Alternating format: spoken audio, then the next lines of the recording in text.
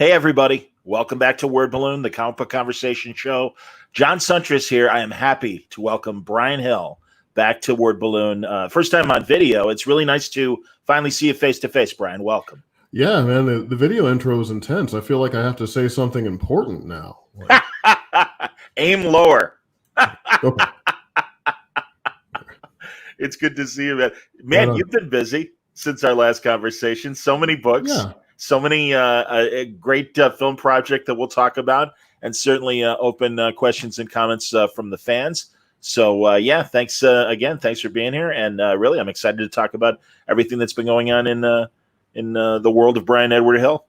For sure, man. Yeah, I have been busy, ever since like lockdowns began, I've been really just digging into work. I mean, work keeps me sane, right? So I've just been throwing work at the problem and taking on projects and then using that to kind of track out the days. Because if I just sit in my place just thinking about time passing, it never will, right? So I sort of use work to keep my brain where I need it to be.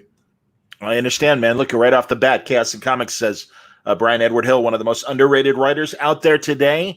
I agree, but I also think Bryan is getting a lot of great opportunities as far as cool books, and I'm glad that Hickman and company, you're part of the X world now and everything, and the new status quo of the X-Men with Fallen Angels. Yeah. It's funny. Like there's so many great storytellers in comics that it's hard to feel underrated with so much talent that's out there. I've never worked on a project where I felt like there wasn't someone else that could do something equally or of surpassing quality to what I was doing. So I'm just really grateful to have like the little platform I've got, frankly. Well, you're making the most of it, man, and really interesting books. A lot of team dynamics in your books, and of course, you had Killmonger, and there've been previous comic stories, but I do notice that, really, as far as the current books or the most recent books and stuff, a lot of interesting different team dynamics. And that's true. It might be a virtue of the fact that I work on Titans, the television show, right? That I'm kind of freely associated with a team story. Which is interesting because I would not characterize that as the thing that I normally do. Most of my screenplays, my original projects, I tend to focus more on one protagonist on a journey, like with friends, but I don't naturally gravitate towards team books. They're challenging to do well because you have to kind of balance all of the characters and make sure they're all progressing and they have arcs and all of that. And it can be kind of arduous at times just to kind of schedule it all out and pace it all out. But I do enjoy the challenge of it. The more characters you have to wrestle with, the more aspects of your psyche that you're engaging. So that part is very rewarding for me. Very cool, man. And your Titan work in season 2 was outstanding. And I got to ask about the actor, and I always forget how to say his name. Ian Glen. Ian Glen. Yeah, there, of course. Yeah. And man, I was a fan of Jack Taylor 10 years ago. Sure. And I would not think of casting him as Bruce Wayne, but man, he's a great Bruce Wayne. He's a lovely guy, man. He's Yeah, like, we're really lucky on that show. All the actors are just fine people, like people you like to know. And that's not the case with a lot of shows. That we're very blessed to have like people that you like writing for, right? And I remember the first time I met Ian was in that episode where Dick is sort of talking to the Bruce Wayne in his mind and all that. And Ian had done some work before, but I hadn't been able to work with him. So that was the first time I really got to kind of, box in the ring with him. And he's just such a lovely guy, like unassuming. He'll sit down and he can tell you wonderful stories about, acting, just about life and everything else. And he brings a real gravity to the affair. You can see the other actors who are mostly young people who are very talented, but they get excited, working with Ian. And that's kind of what you want for, any sort of kind of mentor-like cast figure. You want that to have a little bit of a real life effect as well, right? That people are like, ooh, he's here. So we're going to really engage the kind of the range of this talent. And yeah. It would just been phenomenal. I mean, that's really surreal. Like, coming from St. Louis, growing up single parent home, not a lot of money, like all that stuff that we go through, to the point where you're having dinner with Ian Glen and he's telling you, stories about like Ian Holm and, like it's crazy that, you're like, whoa, he can tell you Resident Evil Mila Jovovich stories. Like it's fantastic, man. I couldn't be happier about life. A lot of gravitas that he brings to the screen. I agree with you. Sure. And man, what a great episode. I mean, I know you're part of the team and likely breaking stories with everyone. I don't remember. I know we've talked before about how the writing process for Titans goes, but that obviously has your name on it, and it's a great episode. And I really do love the focus of the very strained relationship in this status quo between Bruce and Dick, and the the tough feelings, and that Bruce is Dick's conscience in a lot of ways. Well, a lot of that has to do with the showrunner, Greg Walker. Like when you're working on a show, I think I've said this before in the podcast, but I'll explain it to people who don't know much about television. So, when you're working on a show, you have a showrunner, and the showrunner has a vision for what the season and the show is supposed to be. The job of the writers in the room is to sort of support that, to break stories get assigned to write those stories and all that, right? So Greg really is responsible for a lot of the heart and the emotion of it. He's always pushing for it. Okay. It's like one of his first notes is always like, find the emotional kind of core to this and make it about something. And so none of us write on autopilot. And the credits you see at the end of an episode, like with my name on it or something, that doesn't really explain the process, right? Because you spend hours in a room with people for the better part of a year. You're talking about the narrative. You're also sharing, events from each other's lives. Like you're learning from them. It always takes a village to do one of these things. Absolutely. So I never like to just kind of take the credit for even an episode that has my name on it, because it's just the product of everyone's influence throughout the process. Greg Walker, Akiva Goldsman, Jeff Johns, all the other writers. I'm just really glad to be in a group of creators who I respect and admire. And it's just fun to work on that stuff. That's excellent, man. And, I wonder, let's get all the nonsense out of the way in terms of the fluffy stories that came out this week. Well, one of them is a sad, fluffy story, and that's the death of Joel Schumacher, who certainly, put his, imprint on the Batman movies of the 90s, and other great films as well. Any thoughts on Schumacher's, work as a director? Well, I never met Joel because when I came into Hollywood, he was kind of wrapping up his career. He was 80 when he passed, and he was sort of in a retirement phase. I like from like the Lost Boys, like Tigerland, I think is my favorite Schumacher film. Cool. And it's a movie that most people haven't seen. It's for those like watching.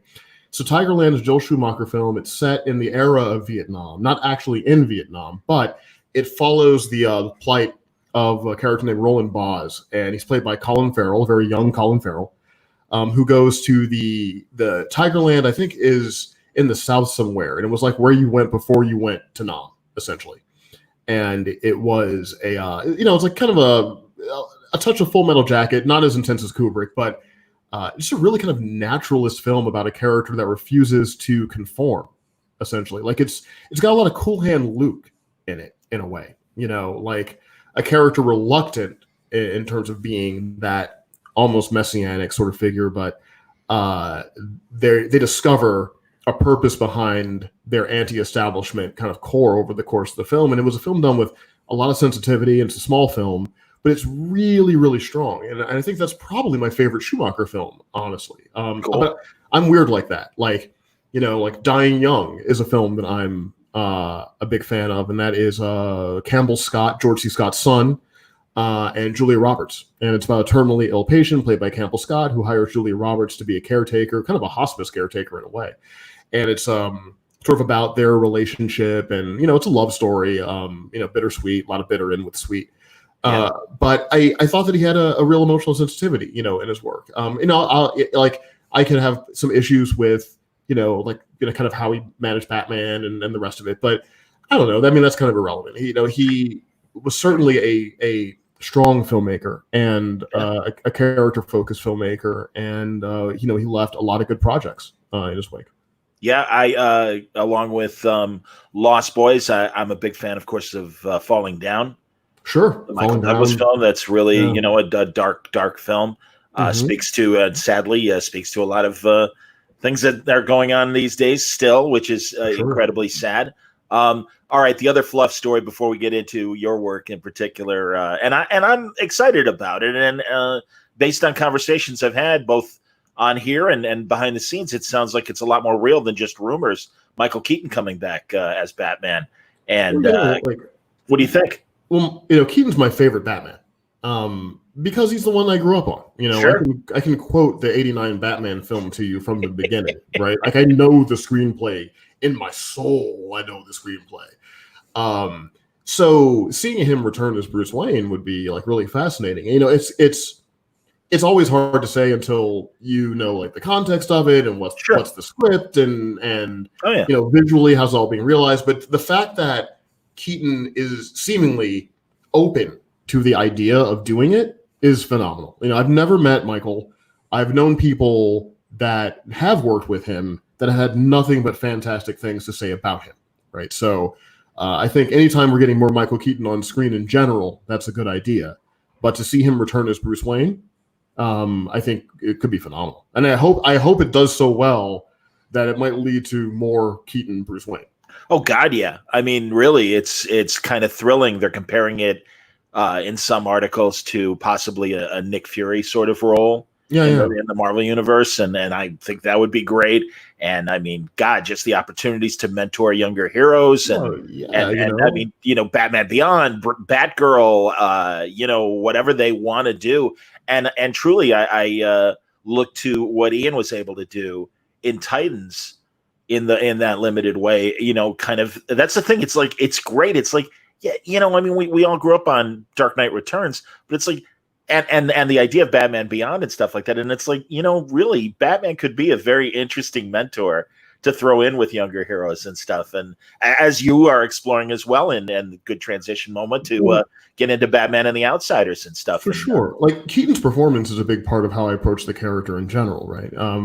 Whether it's on the comic book page or in Titans, what have you. What I really admired about Keaton was the razor sharp wit that he gave Bruce Wayne.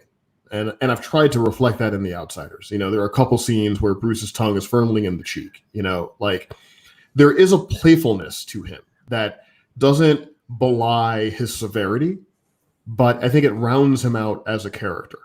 Part of him likes the game of it all, right? And you see some of that with the Ra's al Ghul interplay, but there's always the gothic melodrama. That stuff always comes with it, right? Sure. So I that's one of the reasons I love the character so much is there's so many different ways to explore the character, right? Like, that performance I think is kind of seminal for me because it helped shape my understanding of it. It made me interested in Bruce Wayne in a way that I wasn't, before the '89 film. I was interested in Batman, but not necessarily Bruce Wayne. Interesting. But Keaton made me interested in Bruce, and then hopefully, if Michael comes back and plays Batman, maybe he can make a call to Michelle and have her show up for a second, and we can see what Selina's been up to, after all this time, right? Like that'd be all right. I'm for it. Yeah. But yeah, so I think we all, especially with a character like Batman or even Superman, we carry with us our first introduction to the character, especially the cinematic introduction. And I think it shows up pretty clearly in my work, even though I have a buffer, more comic book, square jawed Batman, as it were, in the book.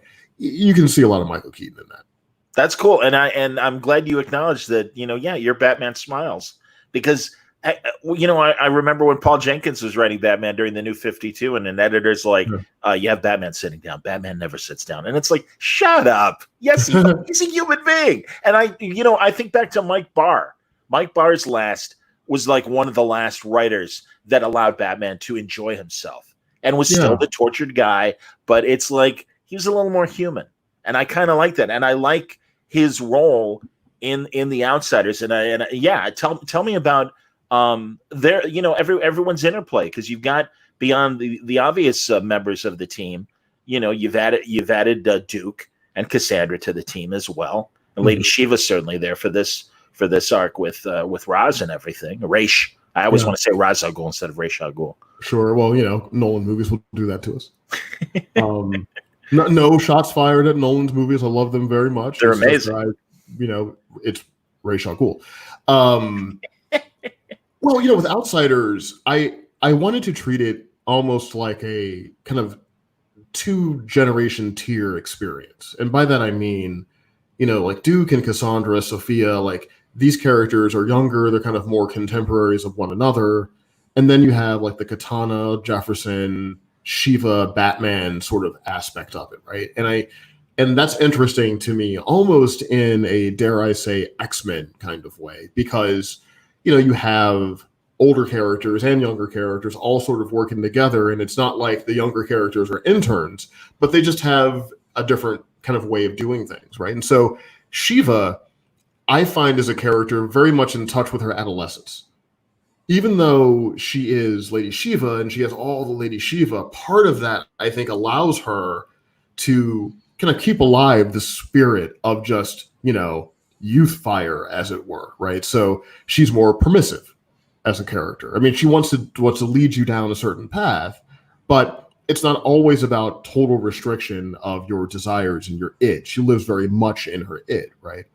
Katana, on the other hand, is a creature of discipline, like intense discipline. Now, some would say even repression, right? Sure. Because it's such a strong aspect of who she is. So automatically you've got an interesting kind of dynamic with like Shiva and Katana and Cassandra and Duke and all of that. And then, Jefferson being very much rooted in the normal world while he's a superhero, dealing with these characters that have this exponential kind of idiosyncrasy around him. I think it's interesting. So yeah, like when you're working on a team story like that, at least for me, I have to be able to look at it from the perspective of all of the characters involved in the work. And it's been challenging because, I only have 20 pages per issue and I have an art plot that I have to service. And so there's like things I want to do with Duke that I haven't had time to do yet. And, and so there's always these opportunities that you wish you could have gone down a little bit further, but you still have to serve that main storyline and keep it going.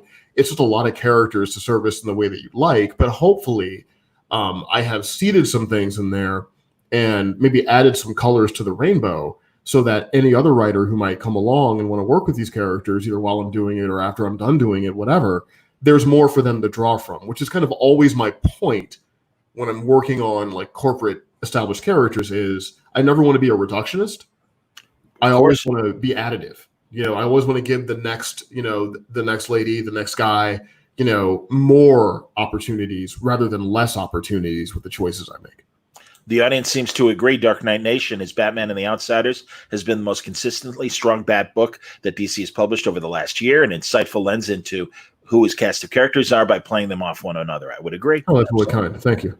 Yeah, man. That's awesome. All right. So based on what you just said, how is the health of the book? Are you still on? What's like, is there will another arc follow what you're doing right now with Rachel? We're definitely going to finish out this arc. To be honest, I'm not sure, kind of where we're going to go after that arc. For a number of reasons, kind of the COVID of it all. Also the increase in my schedule. But no matter what happens, I would expect to see me deal with those characters in some way going forward. right? So, Great. I always wanted to make sure that it was a strong narrative from beginning, middle to end, So right now I'm really only thinking about how this arc kind of comes to a conclusion.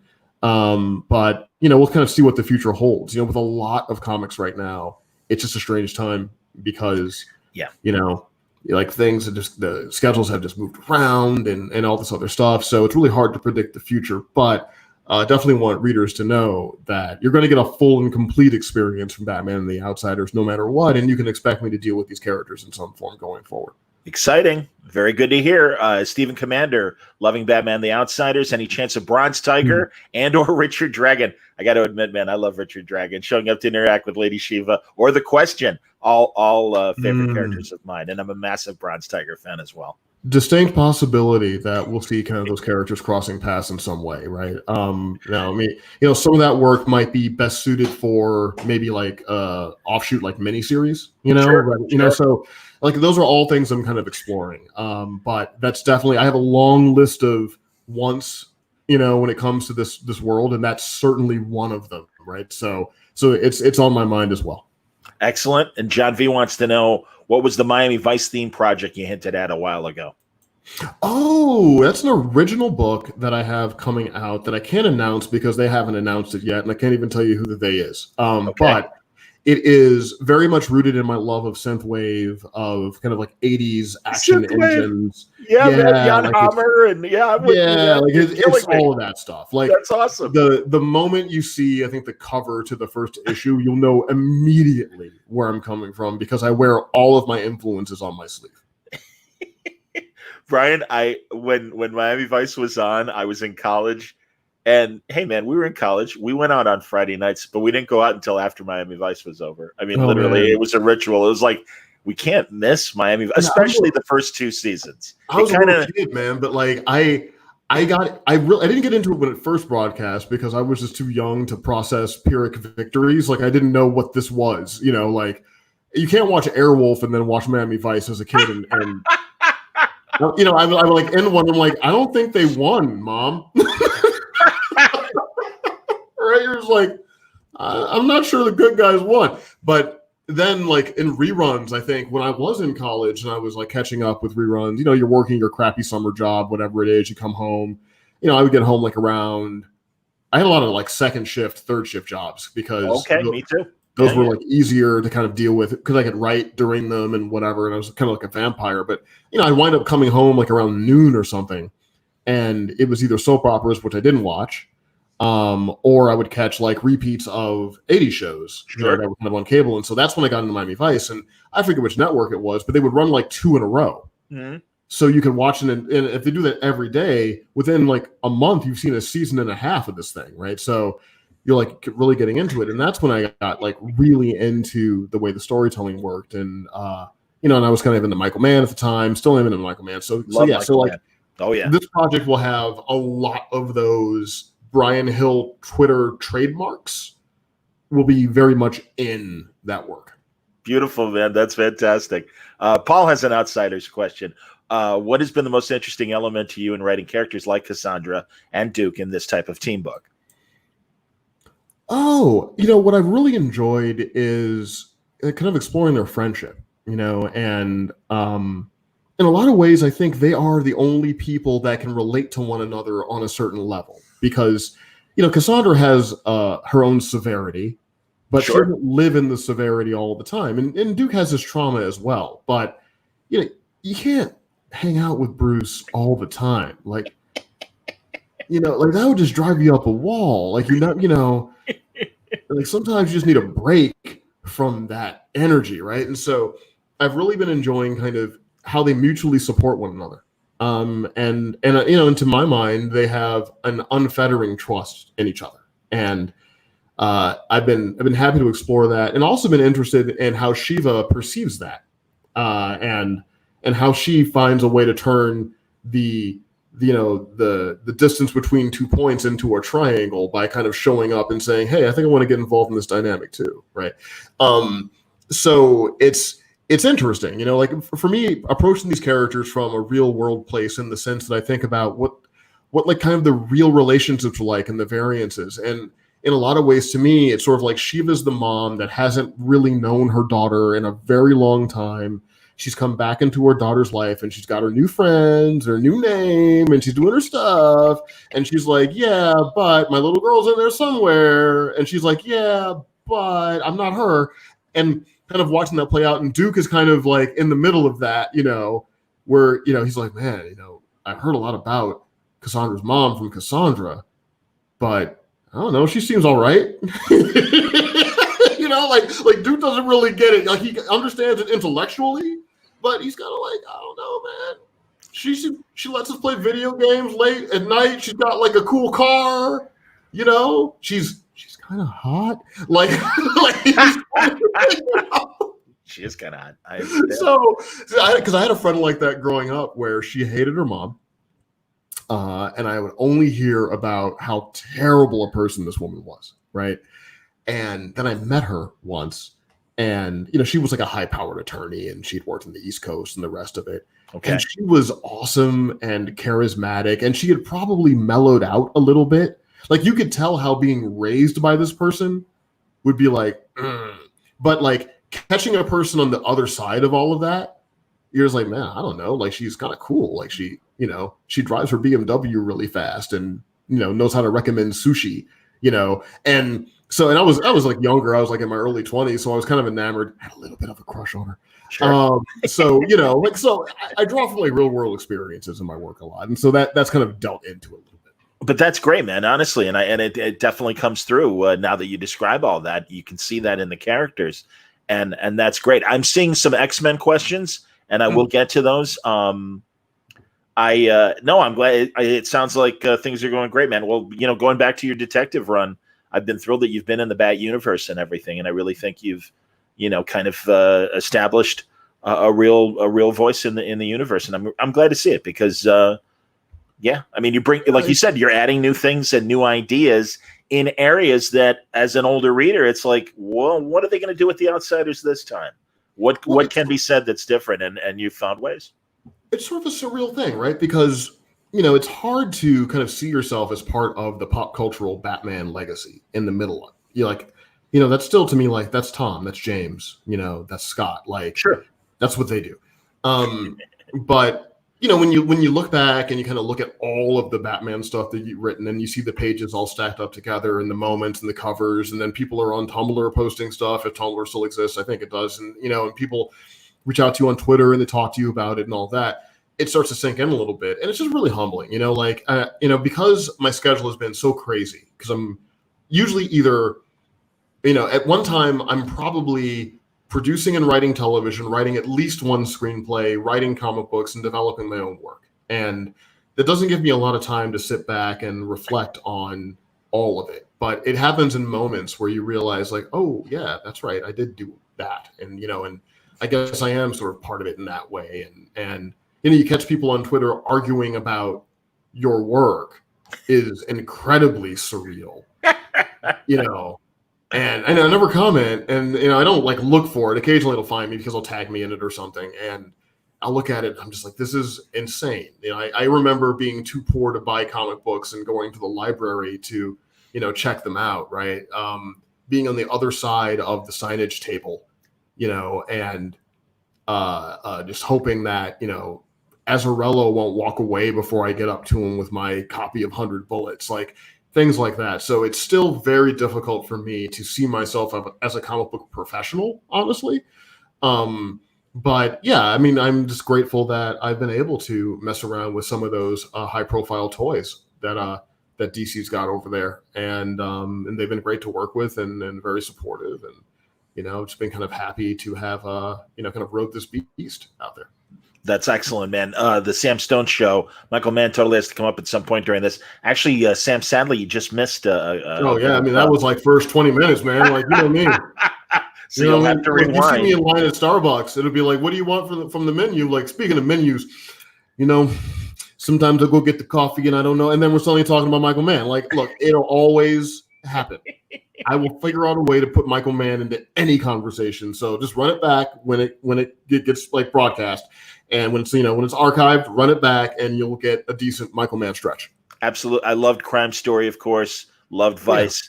but Thief is such a great movie and shot here in Chicago. Really, really good. And I think for me it vacillates between Thief and Manhunter as like my favorite Michael Mann films. Absolutely.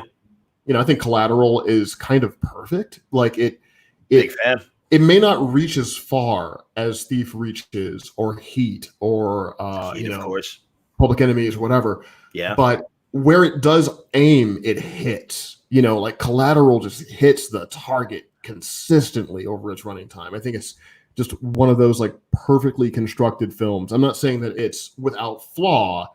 It's just so rarely is a film kind of packed and efficient, and it just delivers on its promise in a way that few films I think have.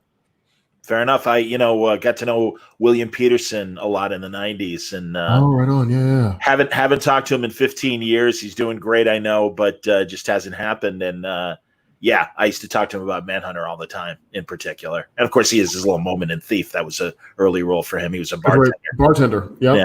So. I remember pausing and like, that's William Peterson. Yeah. I've never worked with William, but a friend of mine worked with him on something, not CSI, like something else, and said he was more than willing to have like a long conversation about Manhunter. Like he was still into talking about that film. Recently just watched To Live and Die in L.A. One of the best. Friedkin. Absolutely, man. Love that movie. No one can wear a pair of stonewashed jeans like Bill Peterson. I'll just say that. And now I'm blanking on the younger cop that works with him in the movie that was on Mad About You was Paul's cousin. Richard something. Okay. Is that actor's name? I forgot. So good. Always a great character actor and stuff. And it was good, amazing. No, I love To Live and Die in LA. And again, synth how did you put it? Synthwave. I like that. Yeah. Of course, Wang Chung doing the great soundtrack. Well, sure. There's so many modern groups doing it. Let me tell you, it's a rabbit hole, John. If you want some synthwave recommendations, I'll be happy to send some over. I have a feeling because I'm a Tangerine Dream guy, and so and I forgot about that. Cousins was a Schumacher movie. Yeah, thank you, Mario. That's right. Yeah, absolutely right. Absolutely, and it's funny because Bill talked a lot about making Cousins. That's when he wanted to do TV because he asked Ted Danson. He's like. What's with Cheers, man? You're better than that. And he goes, are you nuts? TV is like the greatest gig in the world. He's like, you work 4 days a week. You're done by Thursday night or what? Yeah, it was Thursday. And he goes, I'm a producer on Cheers. Everything that Bill got with CSI was kind of like laid out for him by Ted Danson. And he's like, this is should you ever get the opportunity, this is what you need to do. And I remember having dinner and him explaining I worked at the sports talk station in Chicago. It wasn't just me. There was a group of us. But he knew I was like the hardcore Chicago actor, right? Like deep in that theater scene. That's right. Remains Theater was his group. That's right. Alongside things like Steppenwolf and some of the other great theater groups in Chicago. But it was great. And he always, again, he and I would talk old movies all the time. He was awesome that way. And I totally had a man crush on him. Because it would be like, he'd be like, Johnny, what have you seen lately, movie-wise? And I'd be like, I don't know. I can't think of anything. Right I don't know. Like, tell me Will Graham stories. For real, man. Oh, God. I always like the relationship between Batman and Black Lightning. Why do you think they click? I love the conversations that Jefferson and Batman have in those things. Absolutely. Well, Bruce has a lot of respect for Jefferson because – Jefferson didn't have any of Bruce's advantages. I mean, the lightning powers aside, but Jefferson wasn't a billionaire, he doesn't come from any of that. And so, I think Bruce sees how strong Jefferson's genuine good is. And Jefferson is strong enough as a person to not embrace the Batman. And he's always talking to Bruce, even if Bruce doesn't want him to be talking to Bruce. Right. And I think that's like kind of the nature of their relationship. Bruce might be irritated a bit in the moment that Jefferson continually kind of pokes him with his own humanity, but he also knows he needs that from people in his life. And I enjoy their friendship. I think that there's a lot of undiscovered country there between those two characters. And it's that's part of the reason why I wanted to do the series was, because Jefferson and Bruce have been in stories before, and they've been fine stories, but I felt like kind of a modern kind of re-examination of the potential of that relationship, and especially with all of the things that Bruce has been through recently. I keep Tom's work in mind a lot when I'm writing Bruce, and I kind of look at Batman and the Outsiders as Bruce's way to kind of outlet, kind of from a lot of those things that he was going through in that book. But I reflect it every now and then. Same thing with James's work and all of that. Like, I try to at least keep an emotional continuity between the character.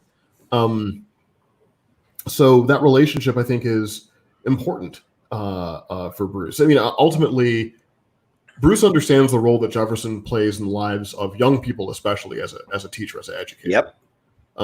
Because Bruce had those, his parents were killed in front of him. He had Alfred, but he understands how important those relationships are, and he respects the fact that Jefferson invests so much into those. I think he wants more for Jefferson than Jefferson may want for himself, which is something that I'm dealing with in the book itself. And then from Jefferson's side, I think he understood what Batman was, and now he's coming to understand who Bruce is.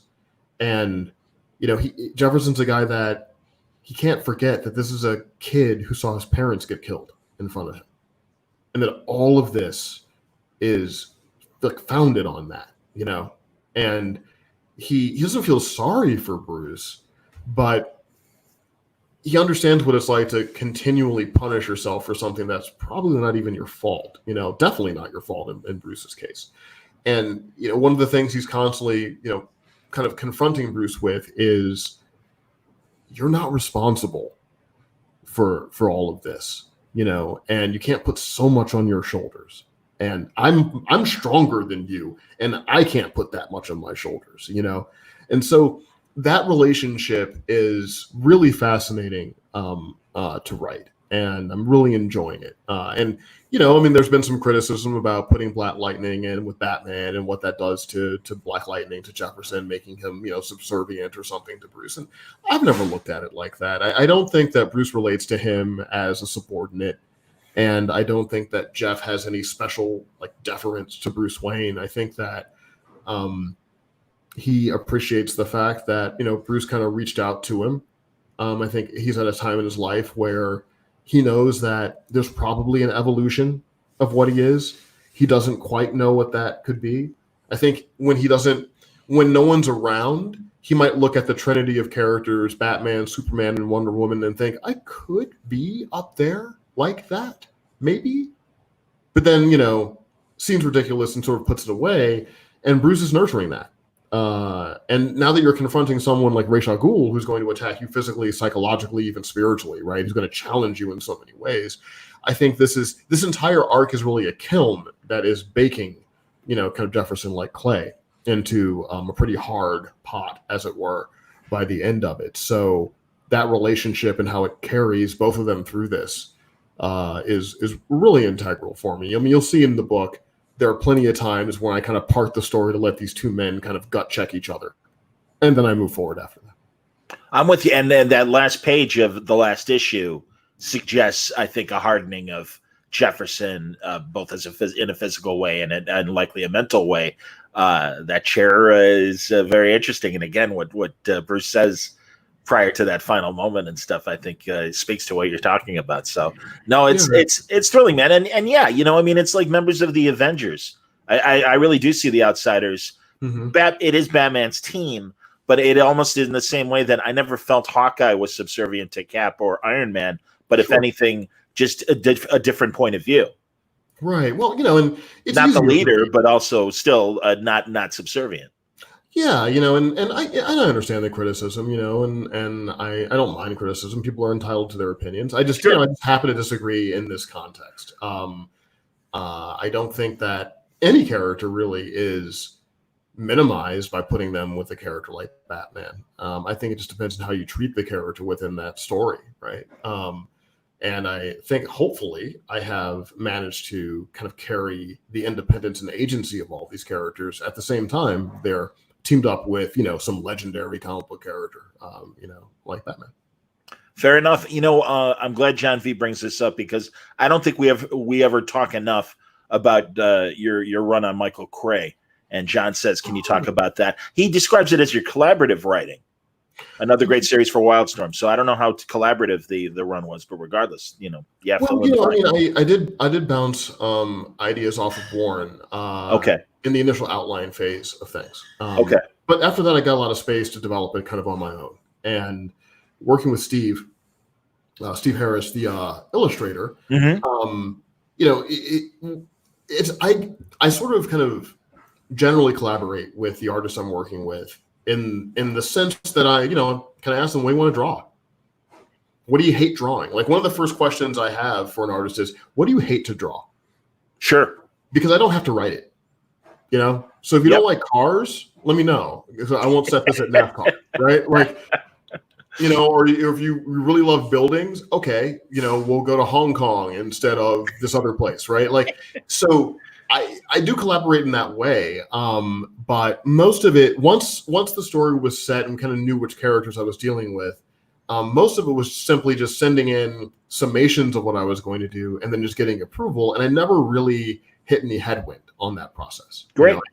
I had very strong opinions on John Constantine. I still have strong opinions on John Constantine. And even though I was doing a different Constantine, I wanted to really honor kind of like that early era Constantine that was incredibly dangerous. And you didn't know if you're reading a book about a hero or a villain. Like you just didn't know, right? Like, and that energy I wanted to capture in the book, and got, no resistance to doing so. So yeah, I mean, it was a fun experience. I actually prefer, honestly, the, sort of like not the side projects, but like mini-series experiences, like sort of finite things, things like, Elseworld style things. Like I like those more because one, with my schedule, is easier for me to do because I can treat them more like a screenplay and not like an ongoing kind of, serialized narrative that I'm always sort of evolving. I know what the end is, I can write towards it, which is easier for me creatively.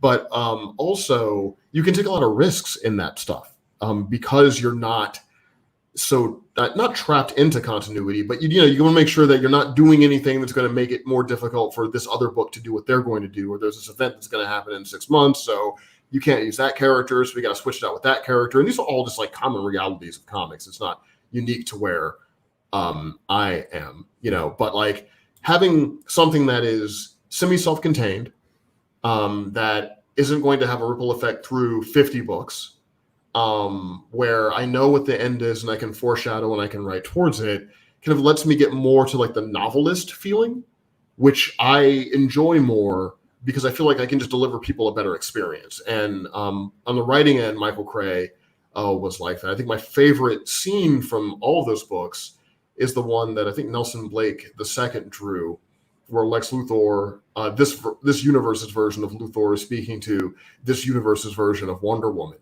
And they're sort of having like a love-hate affair that's mostly hate with some lust sprinkled on top of it, right? And it was just like kind of diabolical in like a 90s thriller kind of way that I really enjoyed writing that one. That's awesome, man. And Killmonger had that same novelistic, I think, feel to it as well. Yeah. Well, speaking of Michael Mann, I mean, that was really, kind of a guiding principle in that thing, was trying to capture that character-driven, sort of the character-driven crime fable, which is frankly funny. I don't write many of those in screenplays or TV writing, but I love the experience of the character-driven crime fable, where it's the real world, but it's not really, like it looks like LA, but it's not really LA. It's like fantasy LA that looks real with AK-47s. And Killmonger, has that dreamlike kind of fugue state quality in terms of its place and setting and characterization. And I was a big fan of being able to explore that, and then working with Juan, who's just does crazy things on the page that you dig. I'll tell him, I kind of want a scene where Eric's going to go in, he's going to shoot some guys and whatever, and he's like, oh, I have an idea, I'll send you a layout. And it was like the coolest layout you could imagine, leading up to like a double page spread that I don't even understand how he conceived. It was really cool. So I'm really, really proud of that book. But yeah, that's another example of, I think, where I do best, where I'm in a format where I know I only have this many, and I got to hit it. And, kind of, every book is an act essentially. So yes. I get, because of the screenwriting, I think my mind just kind of works in that way. Here's an interesting question from Jimmy. I want to see Bryan on Superman, like a classic title from the 90s, like Superman, Man of Steel. Last person to have that title was Louis Simonson. So Bryan would be great to reprise that title. Any thoughts on ever writing Superman? Well, I'll tell you what, like I've enjoyed the little bit of Superman that I've gotten to write in Batman and the Outsiders. I'm a big fan of the character for sure. To be honest, I'm more interested in working with Superman in live action than comics because I feel like there's a lot of good Superman comics. But, I think there's still some room to explore in the films. I mean, I like kind of all of them in various ways, but I still think there is an essential Superman experience that we have yet to capture in live action. So that is more of where my mind goes. But I do love being able to put him in books that I'm writing. That's really fun. Because one of the joys of writing Superman is really writing how other people react to Superman. Yes. Right? That's, and just that experience of people arguing on a rooftop and then someone's hair blows, turn the page, and then Superman is just floating there saying something very polite. That's a lot of fun. I can see that it's getting darker here because I'm in front of the window. Computer, turn on floor. You're killing me. That's fantastic. Okay. That's why you're doing Zone 414 film and stuff, because you've got a futuristic house already. I do have kind of a smart house, and I could see that the sun was like falling, and it was getting dark, so I can change my key light here as we speak.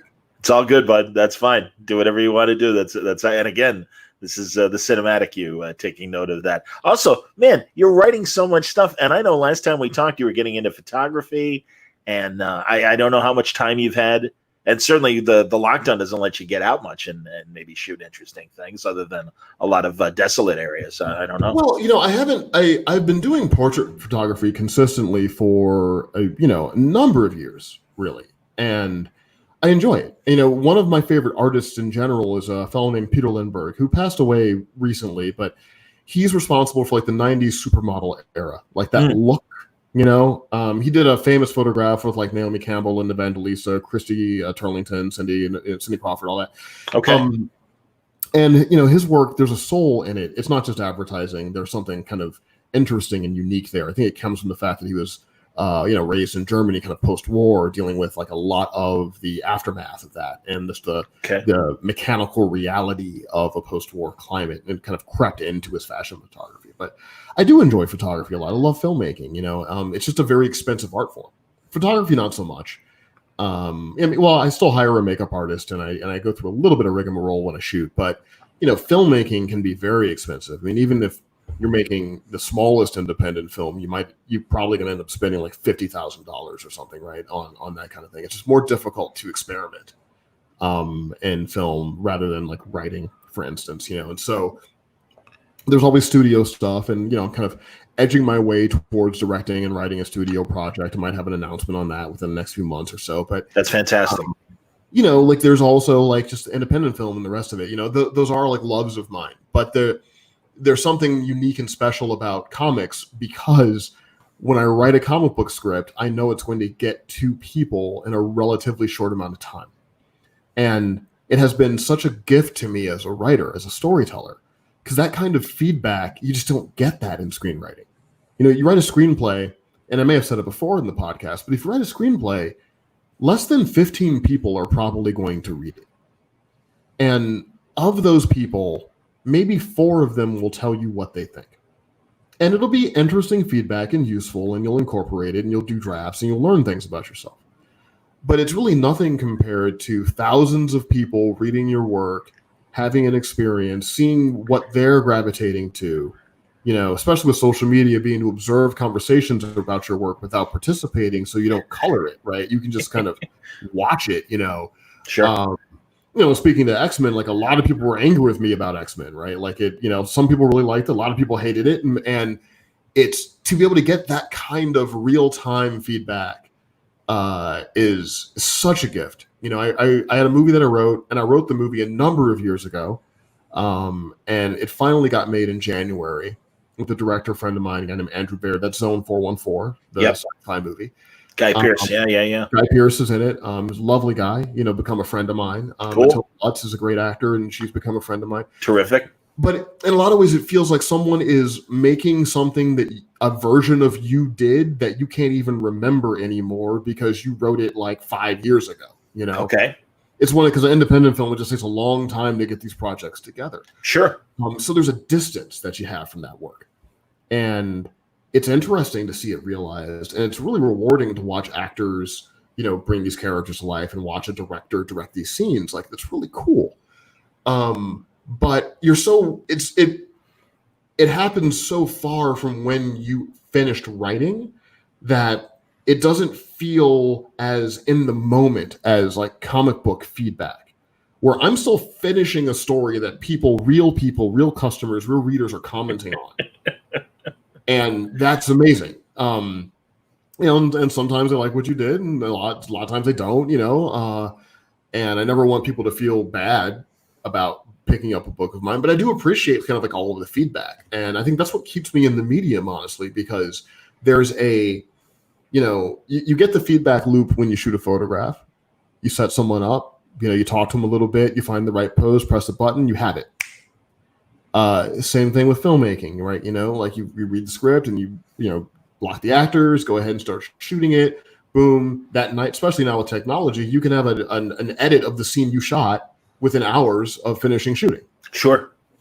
With screenwriting and even TV writing in a way, because it happens so early before production, it takes a bit to see what it would be realized. And with screenwriting, oftentimes you might make a fortune and it'll never be shot because of other various reasons, you know? And so, you know, you might toil over a thing that nobody will ever really get to see because this executive had it, and then they left this company, and then they left the project, but it was their project, and no one wants to touch it now because you know all the stuff that happens with office politics. But and films that are in development and never see the light of day, absolutely. Yeah, and then films in development, and then something like the world can change. Like I feel bad for anyone that was writing a cop story over the past 6 months because guess what, your script's not relevant now.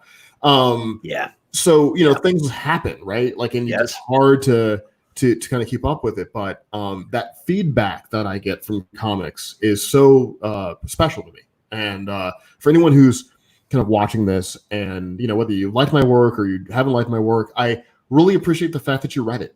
It means a lot to me. And, I love all the feedback as long as you're not like rude. Like, no, I'm not going to jump off of a roof. But if you have like constructive, kind of crits of like what I'm doing and you don't like a thing I've done, I'm happy to listen to it and engage with it. I'm not going to promise you I'm going to like respond to it in my work because I don't think that artists should work by committee, but I'm always up. If you find me on social media, I'm always up to have a conversation because I just really appreciate the fact that you spent your time and money on reading my work. Yeah, I mean, art is subjective, and it's great that people think enough of the art to comment on it. I can appreciate that. Before we leave Zone 414, I looked on IMDb, and it's in post. I know they finished shooting before the pandemic really hit.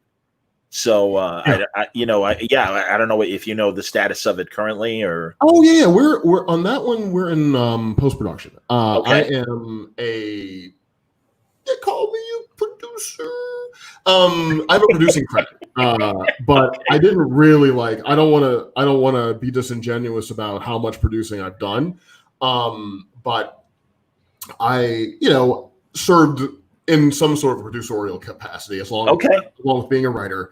I know we're in post production, and now it's this sound and scoring phase of the project. But it's shaping up pretty nicely, and cool.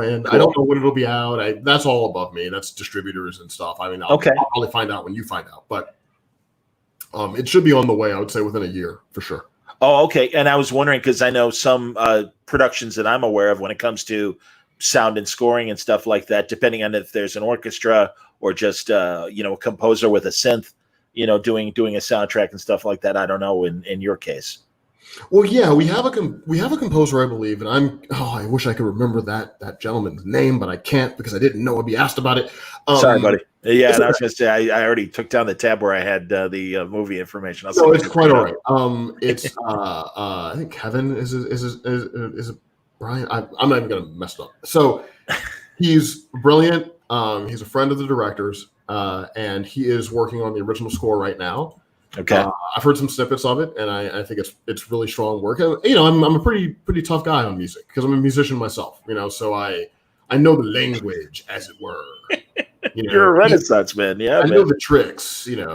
Well, I don't think I'm a Renaissance man as much as I fully expected to never get any help doing anything, so I had to know how to do everything. Right, Bryan, that's smart. And honestly, from a pure audio standpoint in radio, that's where I led to learning my production skills. And it's like, just be able to do it yourself if you need to.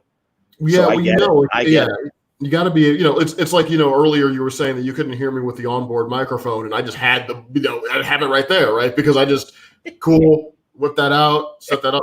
And I'm still like a very independent artist, still like guy, like in my soul, right? Like that's very much a part of who I am. So I learned how to do a bunch of different things, but at the same time, like he's great, and the music should be pretty strong, and it's a challenging film. It's a smaller picture, but I think it makes up for its size with, and that has nothing to do with my script, just like the performances, just, kind of the nature of the experience. It's a different kind of science fiction, and I'm excited to see what people think of it. I'm excited to see it. No, it sounds cool. And with the success of the Blumhouse films, and also the necessity of, as we come out of the pandemic or deal with it until a vaccine is developed, and the new normal will be less people, less crew, and things like that. Are you thinking in terms of smaller microfilms? And I've had this conversation with other writers and creatives in terms of whatever they're trying to make now to kind of make a smaller scale production. Well, so I'll answer that question in sort of two ways, right? So one way is the actual production, studio productions I'm working on right now, like, Titans and the rest of it. We are certainly cognizant of safety, and we are, dealing that stuff in as much as we can, so that we are satisfied that we're creating a safe environment for everyone to participate. And sometimes that means reorganizing schedules. Sometimes it can mean changing locations, like that kind of thing. So we're certainly keeping it in mind, and I believe that most television shows are at this point. Okay. I haven't heard of anyone who's like charging into the forest recklessly, as it were. Sure. Now, when it comes to my personal work, well, I had every intention. Okay, so let me break this down. So one of the things that you need to do when you want to direct feature films for studios, i.e., get studios to pay for you to make these movies, is demonstrate that you have a surpassing ability to make these movies. Right? It's an enormous gamble. You're talking about a gamble in the tens of millions of dollars, even on the lower end, when by the time you factor in print and advertising and the rest of it. So it is understandable that they're not just handing out directing tickets for these things. So, I'm known as a writer, and I have a pretty good reputation as a writer. And I've been doing a lot of writing, producing on television. So people know that I know my way around the set and all of that. Sure. But in order to really make sure that people feel comfortable with giving you the budget that you would need for your project, you want to, direct something that shows you can. So I was in the process of doing that. I had I had the short that I'd written. I had people that were going to crew up for me. I'd even had gotten some actor friends of mine, some known, some soon to be known folks. But I didn't feel comfortable just leaping into it with everything that was going on. Okay. And so I put that on pause for a little bit. I will. Let's see how Los Angeles fares in like August. Sure. And that'll give me a better idea. Right now, I would not feel comfortable asking people to participate in a film, just because I can't guarantee everyone's safety, and it would break my heart if anyone got sick because. Oh yeah, sure. Right. So there. I had other things I was going to do too. I was going to produce and direct music videos for a band that I'm a huge fan of that I won't mention because it didn't really happen because of COVID, but that was on the way. So yeah, expect more filmmaking kind of from me post this. And then when it comes to how studios are handling all this, I think by and large they're handling it fairly well. They're taking care of crews. They're making sure that people aren't destitute during all of this. And then as we start to kind of come back into production, I feel like precautions are being taken. There's still a lot to see in terms of what will unfold. What's the fall going to look like? International travel, like we're all kind of playing it by ear at this point. Oh yeah, I hear you, man. No, absolutely. Here, James has a good writing question. If I want to write fantasy novels, comic books, and screenwrite, which should I prioritize getting good at first? Also, how can someone find good editors to look at their work? Both valid questions. Okay, James. Yeah, I've talked to you on Twitter before, James. How you doing? So there are plenty of solid copy editors that are just on Twitter. Like, honestly, the easiest way to find out where copy editors live is to just say, hey, any good copy editors? I have a project in this genre. I'm looking for someone to take a look at it. And then you can hire them, and they generally have flexible prices. Like freelancers have flexible prices in that space because everyone doesn't have the same amount of resources. I'm sure you could work out something that would be to mutual benefit there. To answer your first question, those are very different businesses. They're all writing, but they're different business models. Screenwriting is very different than prose, which is very different than TV, which is very different than comics. I would tell you that you want to build a portfolio of the work that you feel is your strongest. Whatever format that work is, will be the thing that you want to do, right? So, if among all of those things you're really invested into your fantasy novel, then that's where I would put my energy and time. Because each of those different models, prose, screenwriting, television writing, comics, is a separate networking pool. There isn't a lot of cross-pollination there. It might seem that there is, but not a lot. Like different representatives represent each of those things. You probably get someone that may represent a screenwriter and a television writer, but I'll tell you what, like my agents, I have a film agent that handles screenwriting and a TV agent that handles television, right? Okay. So even in that category, I have different people that are pointed the spear in different, aspects of that business. I'm with you. Same thing for prose. I have a novel I recently finished that we are kind of locking down a home for right now. Well, that's a whole different representation path, different editors, like all that stuff, right? So each one of those is like building a new world kind of around yourself.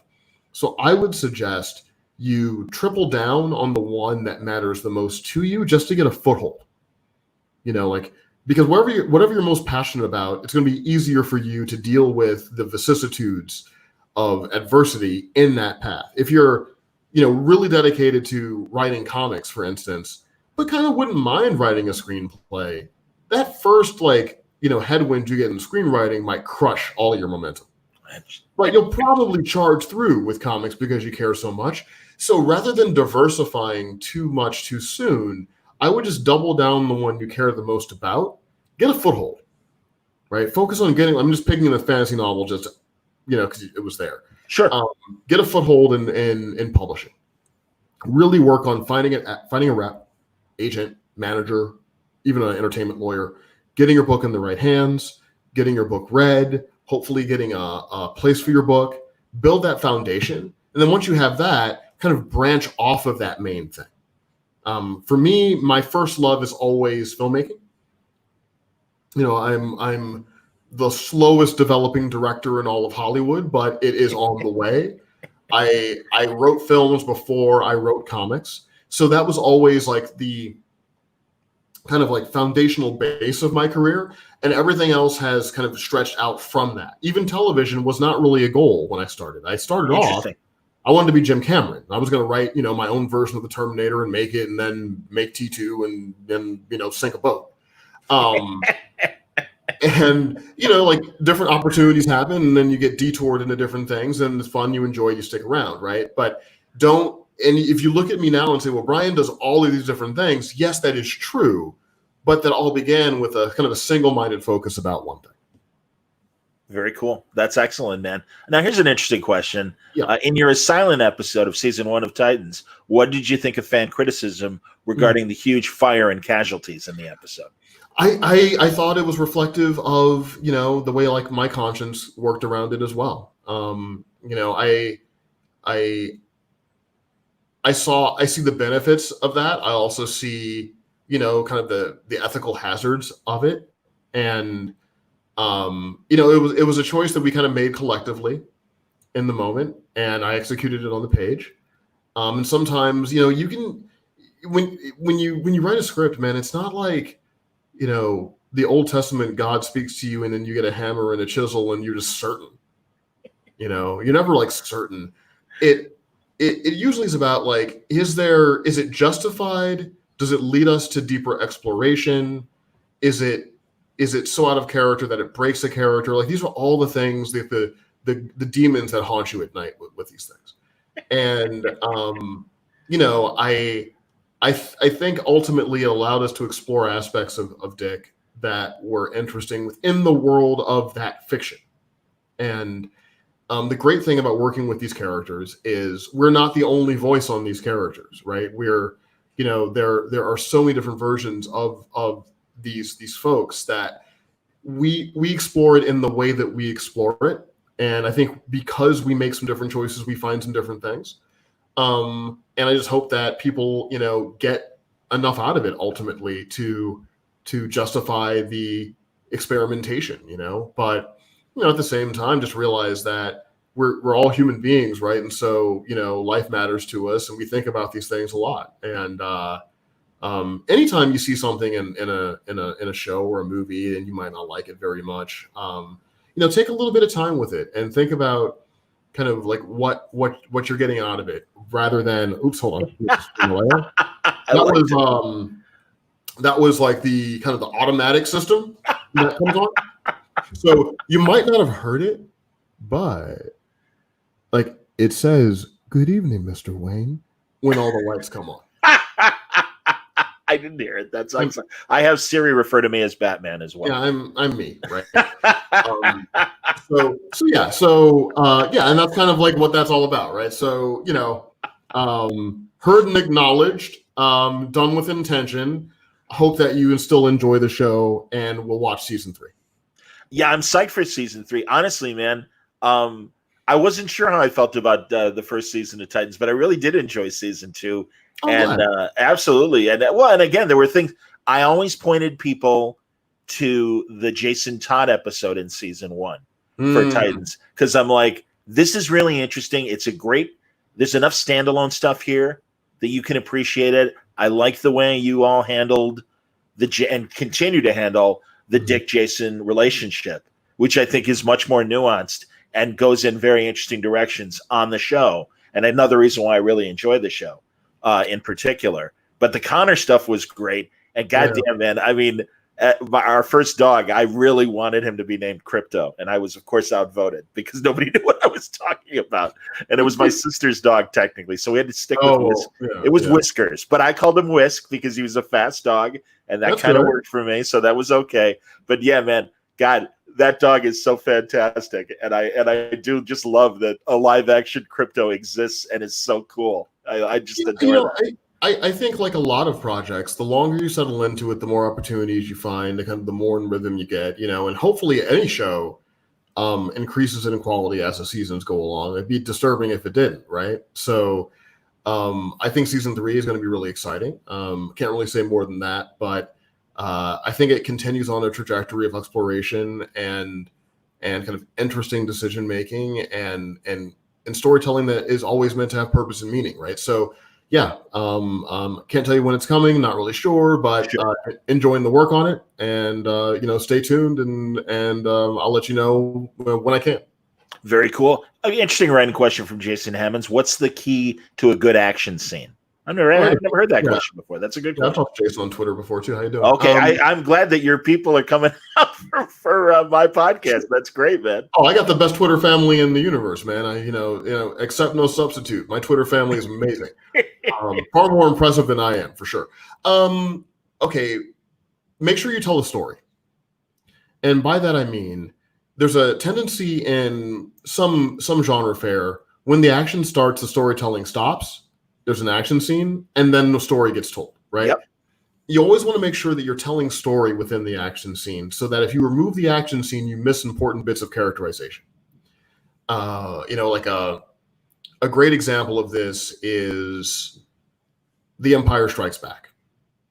Yes, that's, bad guy fights good guy on Bespin. Sure.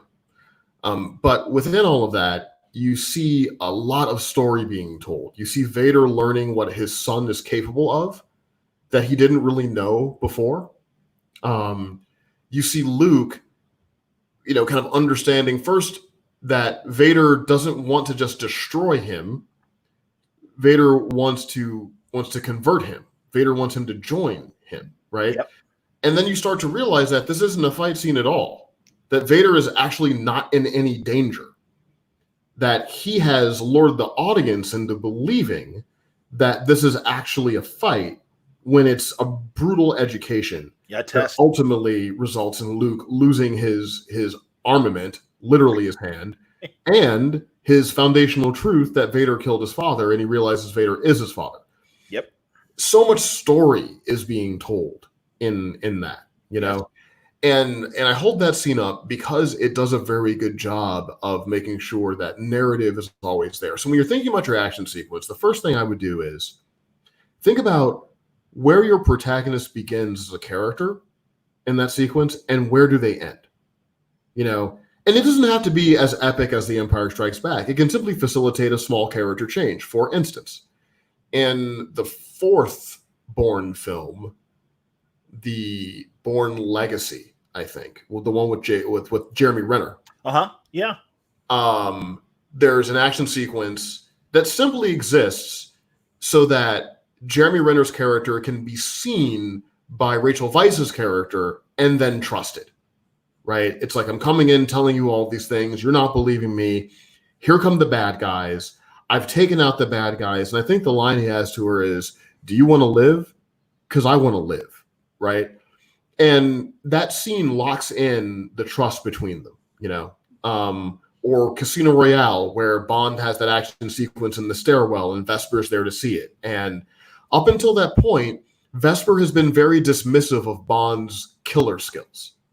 That whole world. That is not a world she likes to involve herself in. Yep. But in seeing it up close and realizing how close she came to death and how James lives that way all the time, and she realizes, like, I don't even know how you do this.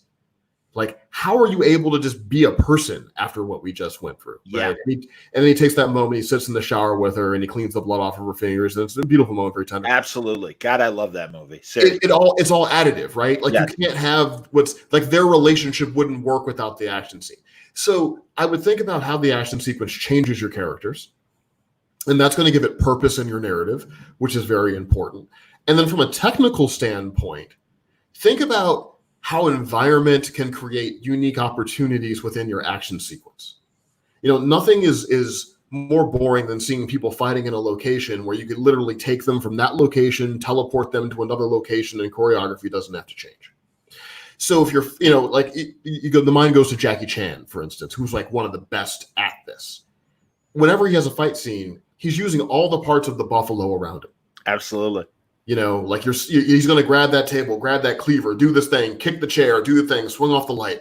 So think a lot about how you can use that environment. And the same goes for comic books as well, right? Like, try not to have characters fighting in environments that don't really matter. See what they can do uniquely with those environments to make those scenes more dynamic. If you focus on those two things, I think you're going to have some strong action sequences. Very cool. That's awesome, man. I want to ask, because again, with all the madness that's happening right now, and it's, I can't even call it presaging because we had enough of madness before, demonstrations and stuff. But American Carnage certainly is rattling in my head. And again, the horrible things are happening right now, and horrible things were happening again in the past. But there seems to be even a brighter light. Sure. Also, what's the right word?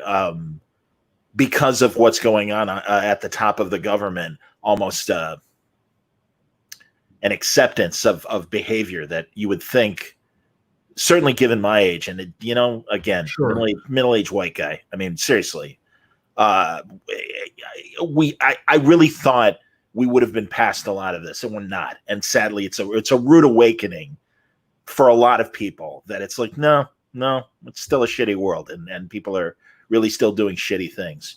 And I just wonder, if as someone who wrote about what you wrote about in American Carnage. Thanks.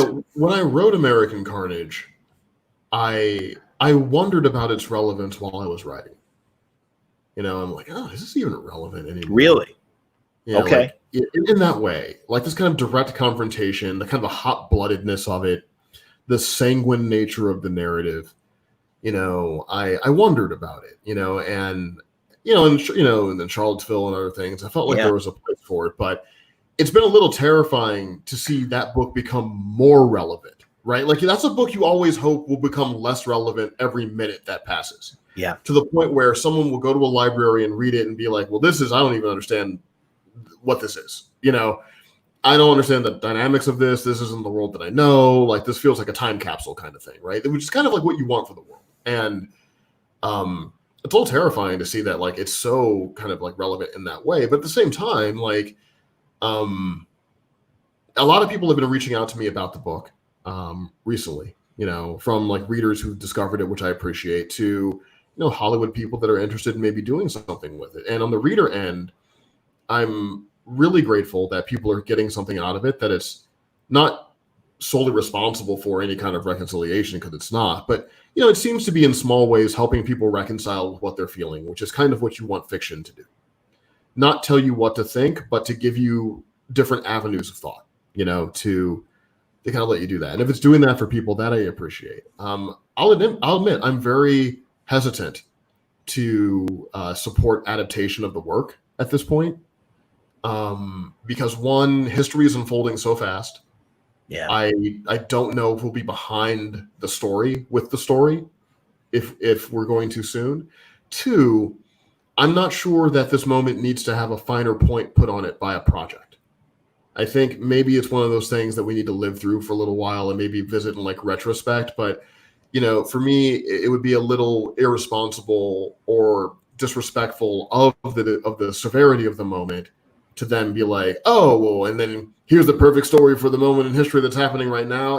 That feels a little dreadful to me. So, mainly I'm just appreciative that people seem to be rediscovering the book or discovering the book for the first time. I'm glad I wrote it. I think I spoke to Twitter today about how it was a difficult book for me to write, and not a world that I would like to revisit, because I'm a little bit of a, for those that know acting, I'm kind of a Strasberg style writer. I'm very method about how I write. I tend to live in it, and that was a difficult 12 months living inside of that book. I wasn't an unpleasant person to be around, but I've certainly had better jokes.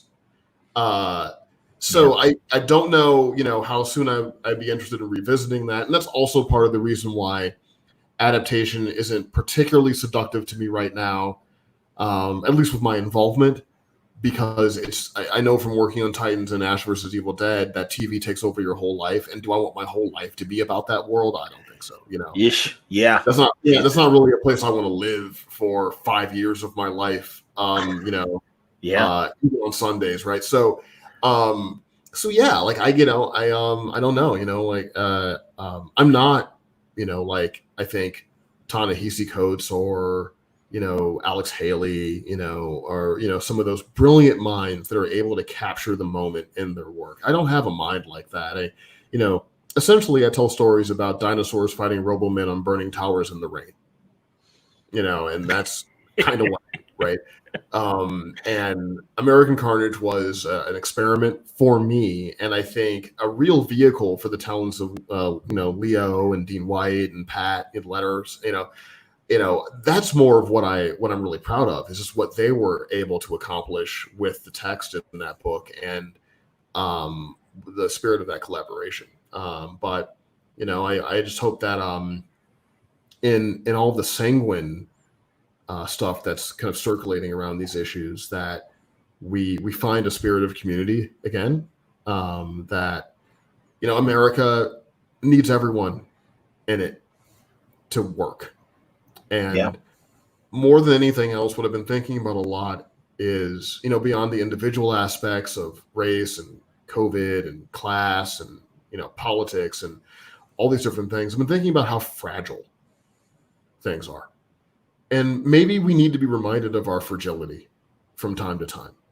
And And that helps us understand that it takes a daily investment into our humanity to make sure that this thing keeps running. And perhaps we had this sense of divine providence that we could endure anything no matter what. I mean, Europe kind of doesn't have that because they know, because of proximity and the way borders work there, a lot of war, a lot of invasions. Yeah. A lot of things toppled, things rebuilt, things toppled again. And I think they're a little more aware of their fragility than we are. I think Dan Rather coined a term, Fortress America.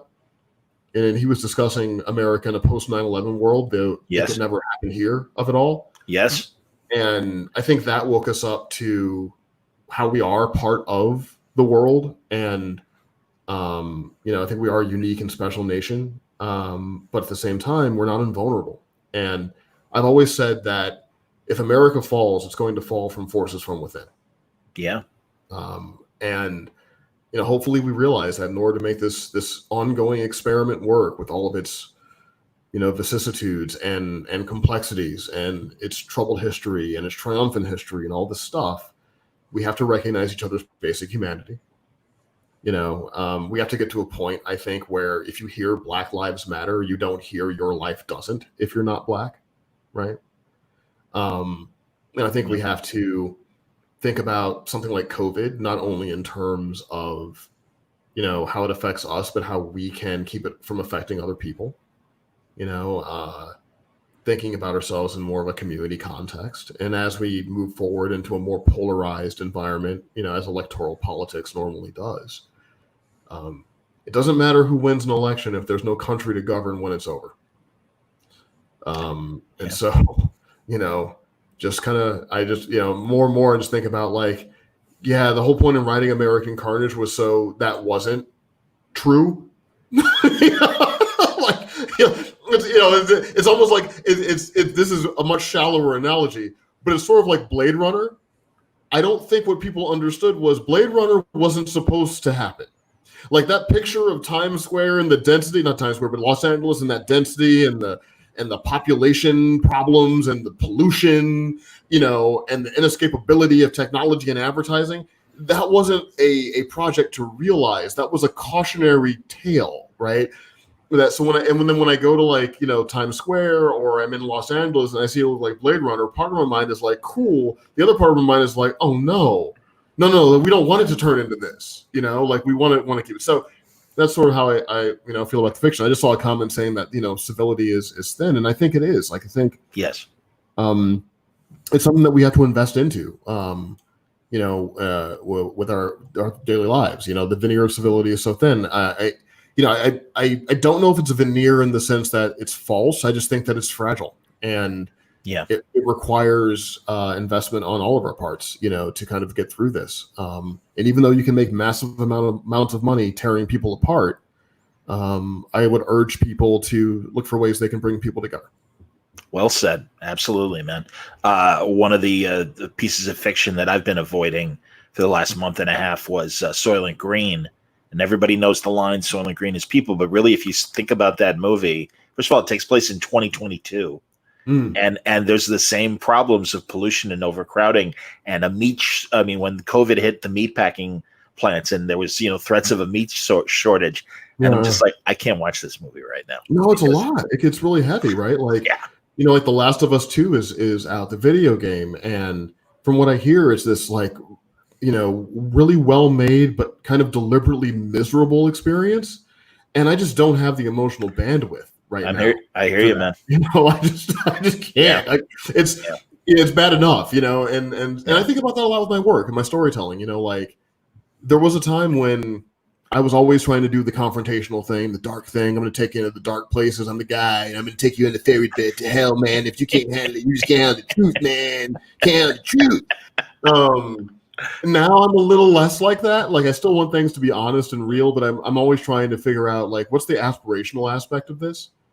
Where's the hope inside of this? There comes a point when deconstruction becomes easy in the same way that lazy construction was easy. And usually at that point, we look for the reinvention of the constructionist narrative, and now I'm thinking about fiction that can pull us out of the hole rather than make us look into it, because our windows make us look into it. Fair enough. All right, I'm going to end on a light note, and that is Angel and Spike. Yeah. Because I am a massive Angel fan and I'm a massive Spike fan, and I love them together. And I'm glad that's where the story has gone. And you're wrapping that story arc up. Right, one more issue, I think. That's right. I'm wrapping up my work on it, but the book will continue. Okay. I think it's gonna have a new art team and a new writing team, or not even a team, just a new writer artist pair. And really, I'm moving on because Gleb had to move on, because Gleb is the artist. Okay. Malenkoff that I've been working with, and I really we had such a synergy on the book that it would just feel weird being in Zeppelin without Jimmy Page. Like it's just one of those things. Where, I understand. Like, yeah, I don't know, it just wouldn't feel right, And so, because the arc had a natural kind of place to both wrap up what we were doing in a way, but still leave tons of possibility open for the future, it just seemed like, okay, this is a good place to kind of make our journey together on this, kind of end. But the book is still going to continue, and I'm looking forward to what they do. And that's a super fun book to write. I honestly think if you're looking at this and you haven't picked up Angel and Spike and you've read some of my work and you liked it, I think the Angel work I'm doing is some of my best work. And I know it's like an adaptation, a TV thing, and I didn't even watch Angel growing up. I was a bigger fan of Buffy. I understand all of that.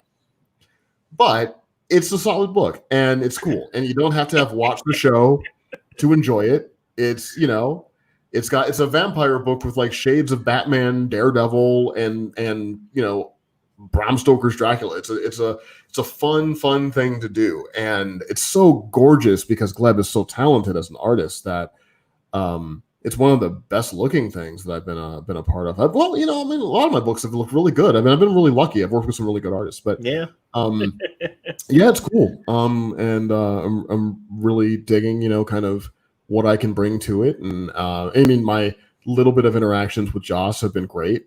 He's been very supportive, about what I've done. It's always a little scary because, like, I'm playing with your toys, man.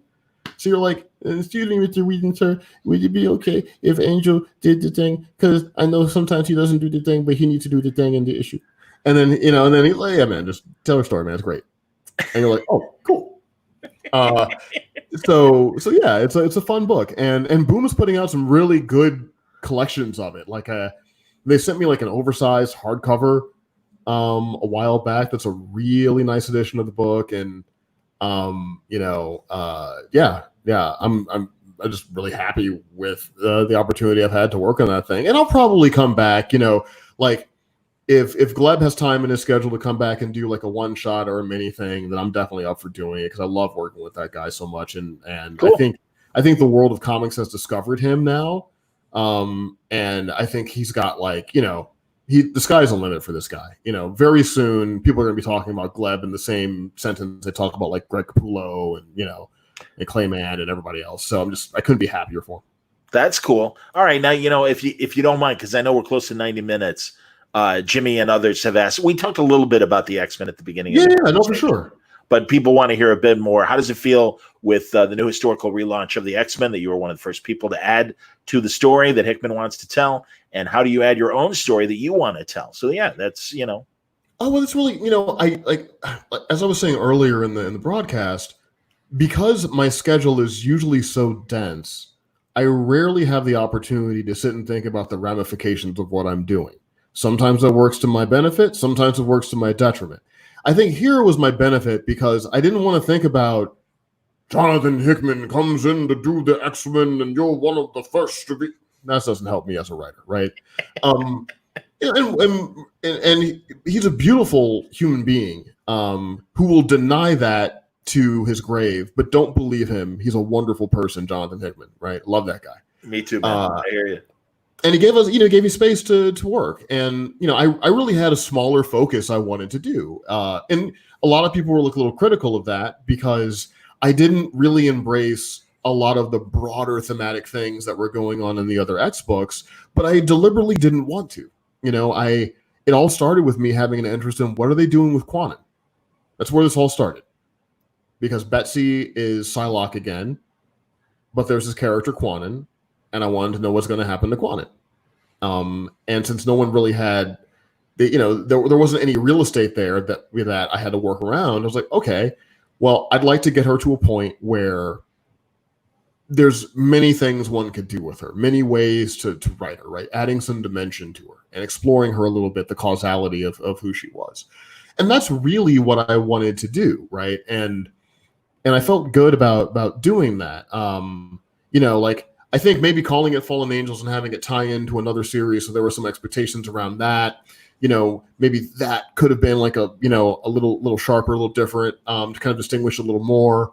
But yeah, I mean, I got space to kind of work on the thing. And what really has made it worth it for me, I've gotten, I think, some of the most personal messages I've gotten about my work from that book.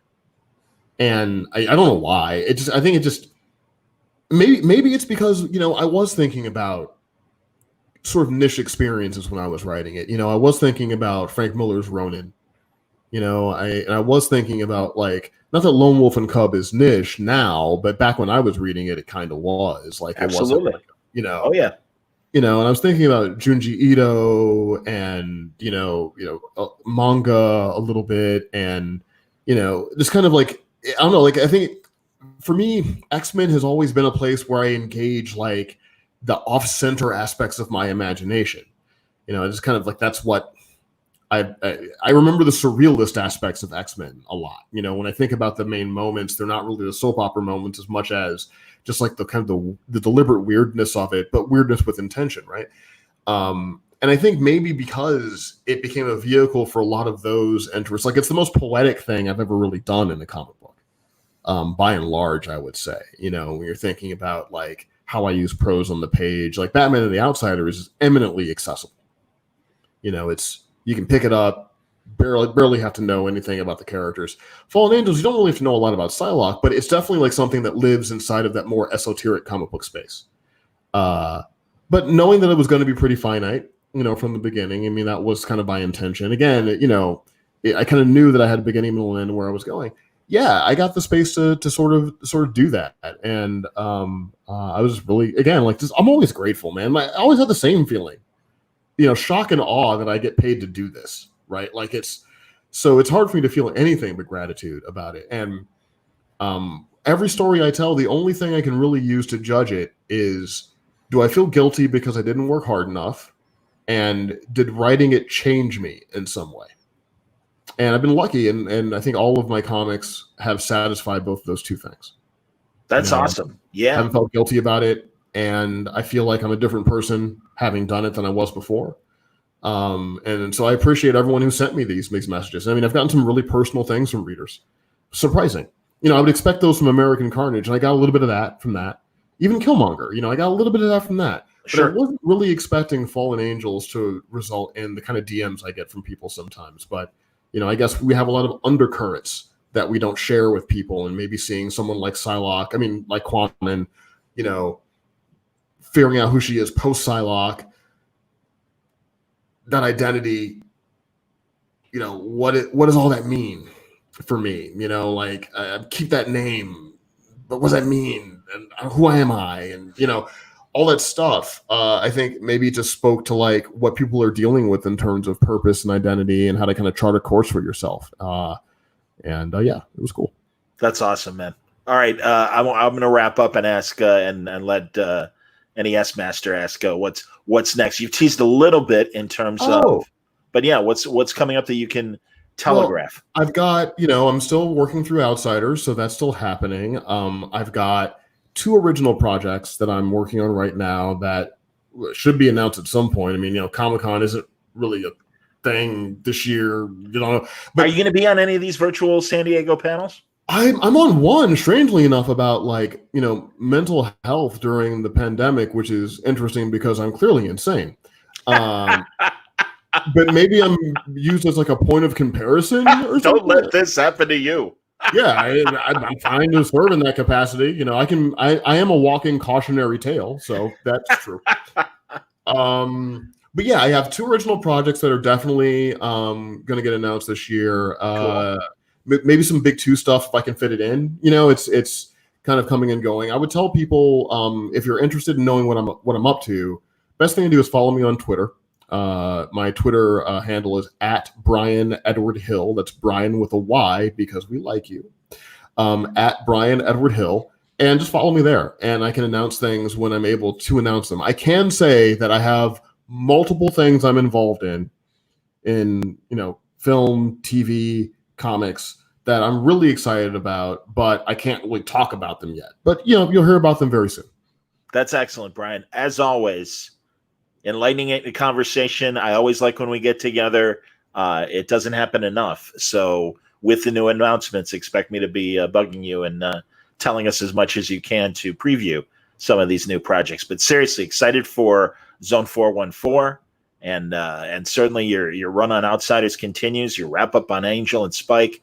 And Titans season 3 and everything else that's coming up for Bryan Edward Hill. As always, dude, I appreciate your point of view and your conversations. They're always great. So thank you for joining me tonight. Well, thank you for having me. It's always a pleasure to be here. And I want to thank everyone who is watching. Thank you for watching.